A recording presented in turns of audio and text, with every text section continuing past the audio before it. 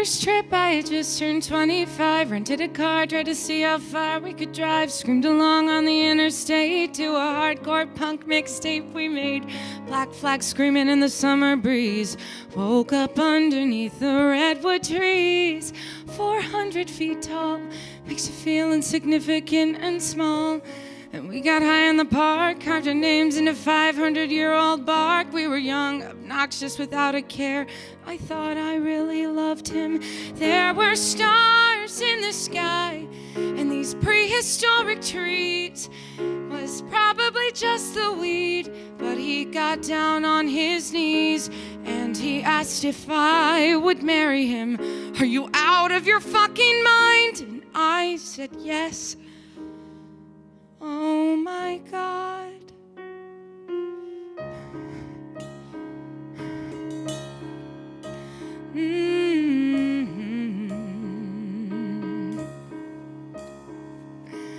To celebrate, we attempted sex in the park, but there were bugs. It was cold, just a little too dark.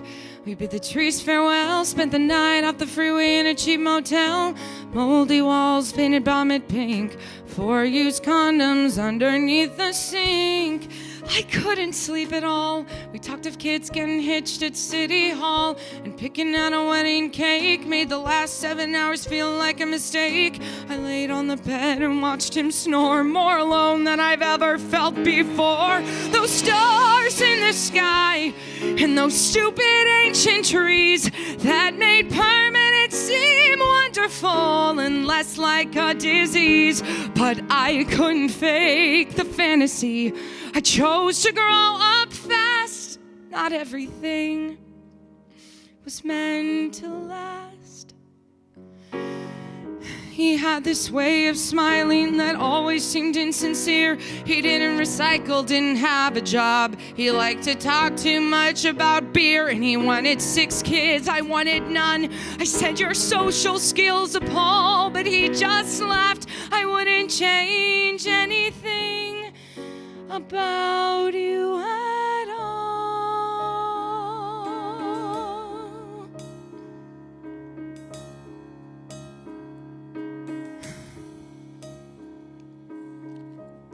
I wonder where he is now, how he looks and how his life turned out. Is he also alone? Did he finally start a family of his own? Instead of forever, we were just a fling. But I find it weirdly comforting that somewhere out there now, our names are still on those trees.